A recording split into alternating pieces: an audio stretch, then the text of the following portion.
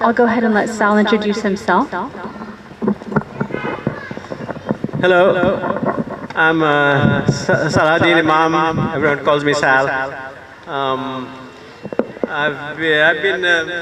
I'm here really basically as a bit of a practitioner of wellness and a promoter also in some ways.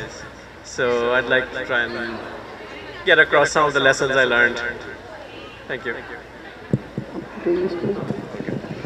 Hello everyone, my name is Syed Mufiz Kamal, Onik, and I'm basically here representing a policy magazine called Whiteboard, and I also work in an organization called Center for Research and Information. I lead their research work stream. Thank you. Shubh Shakal, good morning. My name is Amir Ahmed. I am professionally a lead economist and program leader for human development at the World Bank. For those of you that may not know, human development in my organization covers education, health, social protection. And my views on the panel will reflect basically as someone involved in development, working for the well-being of the poor and vulnerable, the importance of wellness, and to reflect a little bit on how wellness isn't necessarily a concept just for the middle class or for the better off, but it's something that needs to be present for everyone. Yeah, thank you. So, just a little bit on what wellness is. It's defined similarly by different groups. The Global Wellness Institute defines it as an active pursuit of activities, choices, and lifestyles that lead to a state of holistic health. Wellness is often described as consisting of different dimensions that include physical, mental, emotional, spiritual, social, environmental. So it's not just health, but at the same time, health is really important for the base of wellness. So if we could start out by talking about health and the state of health access and accessibility in Bangladesh. Amir? So, I think that's an excellent entry point because in many ways it's something tangible, it's something measurable. Let's just think about the big ticket indicators for health. People living longer. When Bangladesh became independent in 1971, average life expectancy at birth was about 47 years. Now it's about 72, 73 years. So that basically means that every year the country added 6 months to the average life expectancy, which is incredible. It's an achievement that very few countries can compare with. Other indicators, reproductive health. If we think about the average births per woman, when at independence it was about 6.7, 6.9 births per woman. Now it's 2.3. So what does that reflect? That reflects awareness about reproductive health, reproductive health rights, women's ability to choose, families' abilities to choose how many children they have. And similarly, if you go through all the major indicators, infant mortality, maternal health, vaccination rates, immunization, Bangladesh has made a lot of advances.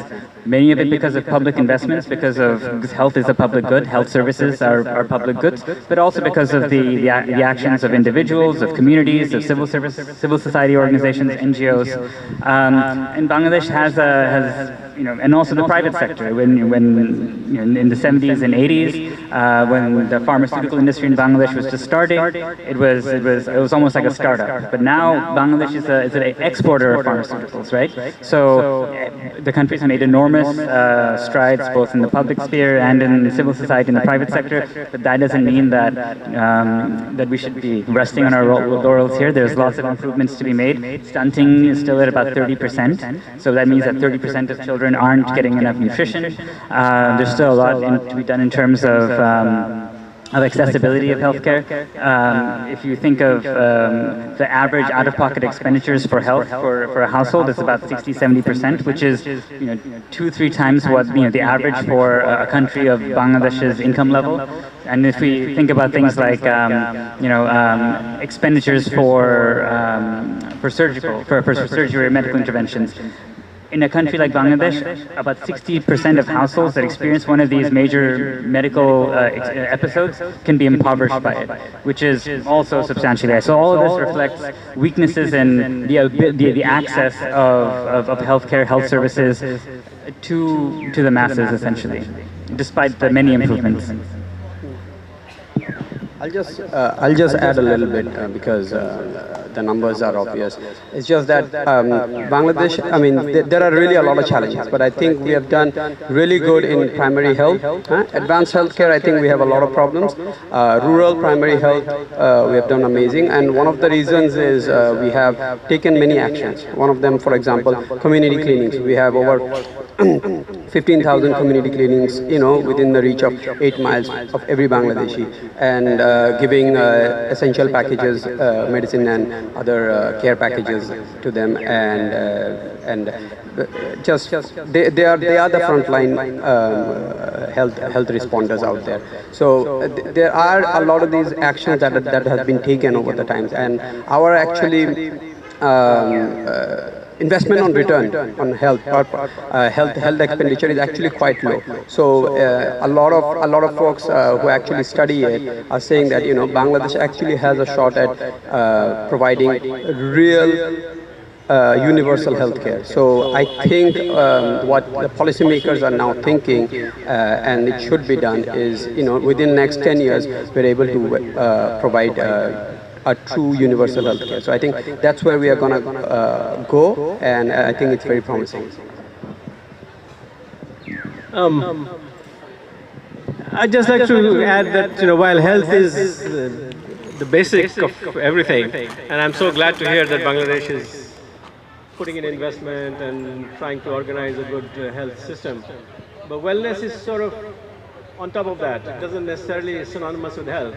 For example, in the urban areas, many of the young people, they are becoming obese, because they've had very good standards of living, but they don't do exercise. So we are getting a lot of diabetes problems now. So what we were trying to do with health wellness is just be another sort of facet of the whole problem. And by wellness, we sort of mean things like yoga, like trying to improve your own physical exercise and putting in that effort. And initially, there was nothing here. When we started, like about 15, 20 years ago, there were just a handful of people doing this kind of exercise or thinking about this. But by grace of God and the dint of our complete, and everyone is learning more about it now. So the community is growing, and like last year's Wellness Festival was much smaller, and this year it's so big already, and we hope it will continue to grow. And that's what Shazia, I think, is trying to really focus on, trying to increase the community and bringing in as many facets of wellness as you can. Yeah, thank you, Saul. And along those lines, let's continue discussing about community wellness and how we can help encourage wellness for all and accessibility for wellness amongst friends, family, and also more broadly. Well, that's what we have to do. We have to make the community bigger. And as we see, we are getting somewhere. Right now, I have to admit, it's more in the tri-state. It's pretty much upper middle class activity right now. But you have to start somewhere. And we think that this is the way to start learning. We are learning also. We are creating the resources. All the vendors here. There's so many coaches now. You see the list of activities that we have today. From Reiki to Sufi whirling. So it's becoming, people are interested, especially the young people getting interested, and that's what we have to do. Make it interesting, make it so that they can find something to do with that time, energy that they have. Otherwise, one of our biggest problems is the drugs problem. So I think maybe just to reflect on what Sal and Onik just said, I think we need to maybe, in my mind at least, I would separate out the instruments from what we want to achieve. I mean, from the definitions that Leslie shared, I mean, wellness is about thinking of, in the environment and oneself and mental health, thinking of health in a holistic way. Yoga, Reiki, meditation, community engagement, martial arts, these are all instruments. They're instruments to think holistically about your health. So if one is doing, let's say, Muay Thai kickboxing, there's a physical aspect to it. There's a focus, there's discipline, there's the abstention necessarily from you have to focus on your nutrition, and that's also part of wellness. So as Anik mentioned, the Kishore Kishori clubs are an excellent instrument for making wellness accessible. There could be other instruments out there as well. Like in the U.S., there's Boy Scouts. There could be community groups. Right, so when we think about the good work that a lot of our NGOs are doing in Bangladesh around life skills, socio-emotional learning, counseling for different, as part of livelihood programs, I think we should also maybe expand our thinking that that's also about wellness, because it's helping people regulate, it's helping people think more broadly about issues. And I think another aspect about wellness, and I'll just be one more minute on this, is to think about the public goods or the public bads that affect wellness. So in the previous panel, there was a discussion about air quality and mental health. Absolutely. I mean, if you want to think about wellness, the mental health aspect about wellness, we also have to think about the environment we live in. And so some of that, if you want to have an impact on a high return on investment, just improving the environment we live in through some of these public goods would expand wellness for all, not to be too trite. Yeah, do we have a question from the audience?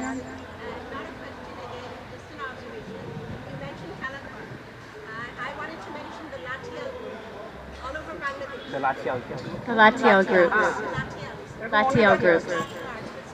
Very good. Pass down through generations in their communities, have championships, have a lot of activities who are promoting wellness, in the community, and for men and women. Women are the major part of it.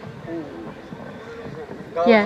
Bangladesh girls guide ওরা খুব ভালো কাজ করে অনেক বছর ধরে হ্যাঁ girls guide খুব ভালো কাজ করে there are all these organizations that have been doing but we just have to think about yeah exactly I think our friend here she's mentioning about Latial group and then there are organizations like Girls Guide. I was talking about Khalagor. He was talking about other groups like fighting martial arts. So I think these things we have to think about things how we can make these things more institutional and build our network around it. Yeah, and if we're thinking wellness for all, also being sure that we're reaching all the different parts of the population, so women and girls as well. So I heard mentioned by a few panelists one important component of wellness, which is mental health. And people can work on mental health through martial arts, through meditation. Maybe speak a bit to mental health and what we can do about the stigma around seeking mental health assistance and caring for our mental health, and also just good practices for mental health that contribute to wellness.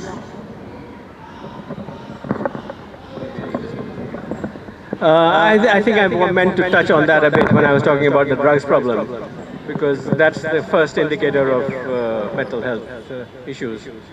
And the way I see it, it's basically out of frustration and not having something more interesting or exciting to do, and falling into sheer boredom, which creates this kind of and also clearly there are also very big problems involved in young people, especially these days, livelihood and sexual repression.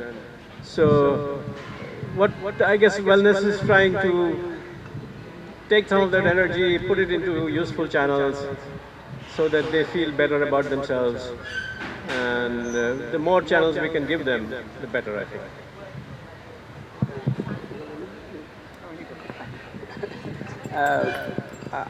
It's not my area of expertise, but like the magazine we work for, that's something we really take a lot of interest in, mental health, issue of mental health. And one of the things I think that we are advocating for is actually having mental health programs and mental health awareness within the schools, and make it part of the curriculum in some way so that people are aware of that discussion and that topic. So I think they're doing a national education curriculum reform, and I think that's something already many policymakers have been speaking about, and also things like you said that a lot of people, they don't have a lot to do. I think, it's a big problem in urban spaces. For example, we don't have public spaces in Bangladesh. The concept of public spaces is really shrank. And I think that's something, I think, again, city planners and policymakers have to really think hard and really have to prioritize. Yeah, you had a question. My brother suffered from obesity.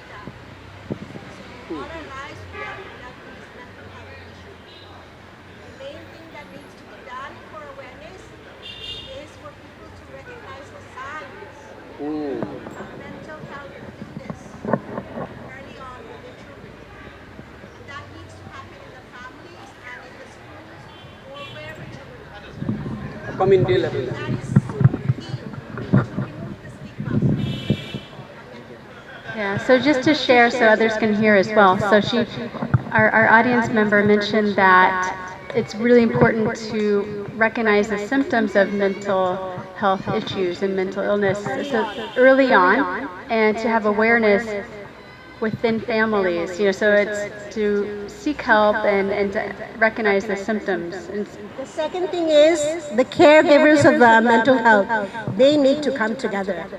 This stigma is because they hide the issue. They need to realize they're not alone. There are resources, there's support, there's all kinds of mental health apps and associations and counselors. Main thing is that it's not it's a counseling issue, not therapy.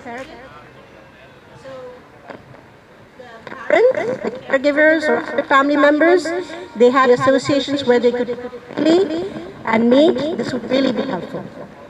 If I could maybe just react a bit. first, before you do, I'll just mention too that we have a panel later today that deals with mental health, and we have some what time is it? Tomorrow at 10 o'clock. So please come join us for that. Please go ahead. So just to react a bit, I think one of the challenges around the mental health aspect, mental health in general, and the mental health aspect of wellness is it's not just recognizing the symptoms, it's just recognizing mental health. And I think that's the problem, it's invisible, right? So when somebody is physically ill, physically injured, it's visible. But because it's on the inside, and then there's also the overlay of cultural norms, of social norms, you don't really, it's historically difficult to see. And I think it's only in recent times, all over the world and in Bangladesh as well, where we're able to say, like, you know what, there is something called mental health. And if you have mental health, you have to not just like wait for something bad to happen to fall ill mentally, but to nurture and maintain your mental health. And that's why I think, like, we, as I mentioned, it's not just the therapeutic or the clinical aspect of it. So that the counseling, therapy, that in some ways is the intervention, but sort of the broader, the awareness of mental health, and the ability to like think of, it's like, you know what, I need to do X, Y, and Z for my mental health as preventive action. The way I would like eat healthy and work out for my physical health, I have to do the right things, like get enough rest, have a good community network, talk to people I need to talk to people for my mental health as well. So I think we've touched on many important components of wellness, and now maybe let's bring it to what enables wellness. What are some of the policies that we can have? What are some actions that we could take, or that businesses could take, that we could take action on to make wellness more accessible? All I can say is that we are starting in a small way with this festival, which I think, I hope you would agree that it is one way of addressing not only mental health issues, but just your general well-being. And what I like about this is that we are also trying to get across the message that you have to work for wellness. It's not going to come automatically, or you have to generate discipline, you have to generate some kind of sustained commitment. Otherwise, even yoga is not going to help you much. So that's the whole, I think it creates this whole set of motivations and good kind of thinking. That's why we have to also talk about higher consciousness, about thinking, meditation, about the universe, the spiritual aspects. All those, I think, are part of this holistic approach, which I think is an important way to go about it. I'm a big advocate of actually bringing changes through good policies and good laws and good public investments, and I think that needs to be done because at community level we can definitely do it. At business, farm and business level we can do it. Individual level definitely we can do it. But unless the people who are accountable to us, unless we push them, I don't think a sea of change can happen in the right direction. So I mean, as I was saying, things like public investments, things like curriculum reform. For example, there is a Air Pollution Act, which is stuck in the Parliament for over 2 years now.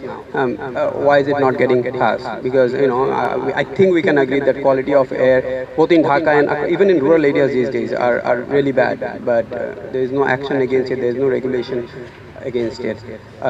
So I think these are some changes that we'll have to start doing and have to start talking about. It's uncomfortable, but we have to hold our decision makers accountable. Yeah, maybe I can. I mean, mostly on the same page as Anik here. I think to make wellness accessible for all, there are three big ticket items in my view. One is also on the policy level.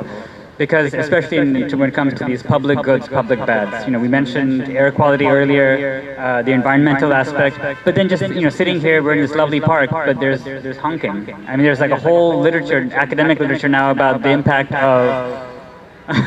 of noise pollution on mental health and on physical health, right? And light pollution as well. So there are policies that can be enacted, that can be discussed. There's the challenge of pushing them through the legislative process. But then there's also the challenge of enforcement. And once again, in one of the earlier panels, I think somebody mentioned the issue of like burning trash. That's probably illegal. And then the municipal corporation, are they or the authorities? Do they have sufficient capacity to enforce the laws on the books? Maybe not. So there's the policy and the enforcement aspect. Then there's the behavioral change. Going back to the example of the horn honking.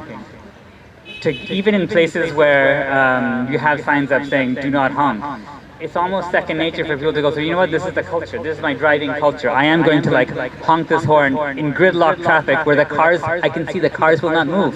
But I will honk this horn 15 times. There's an aspect of behavioral change that has to happen. That'll come through some awareness building, but then also active engagement with people, the people that engage in these activities, but also in their broader community. And the third aspect, I think, has to do with the market. And I'm sorry if I sound like an economist because I am, but the market for wellness, right? So we talked about, so there's different instruments, yoga, Reiki, better nutrition, different types of exercise, different types of organized sports. To make these accessible to the masses or to more people, the market has to grow. The market for these, the number of people that provide these services has to grow to drive down the cost so that there's, everybody can go and purchase these services in the marketplace, just like health, just like health or education. I remember when I was growing up in Bangladesh, there was I think only 1 or 2 mental health institutions, right? So Pabna, Himayatpur, and even those names were tainted with stigma. It's like, oh, you're going to Pabna, huh? Himayatpur. But now, I mean, I can see that as the awareness around mental health has improved, the number of service providers for mental health have also grown. And we need to encourage the growth of the market more to make it more accessible to more people. So that would be my 3 big ticket items for improving access. That's why this year's festival we have a lot of sponsors. So which we didn't have last year, So it looks like the market is being developed slowly, a little at a time. It's awareness that's the most important. The more awareness on both sides, the consumer as well as the business people, the more I guess we progress.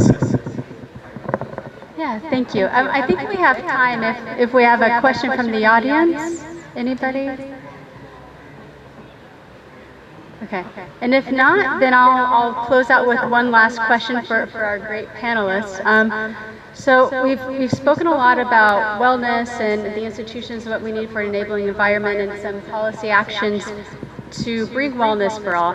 Now let's bring it more back to the individual and what we can each do. Like, what are your best practices for wellness, or what can we do to increase wellness for ourselves and for our immediate family, bringing it back home?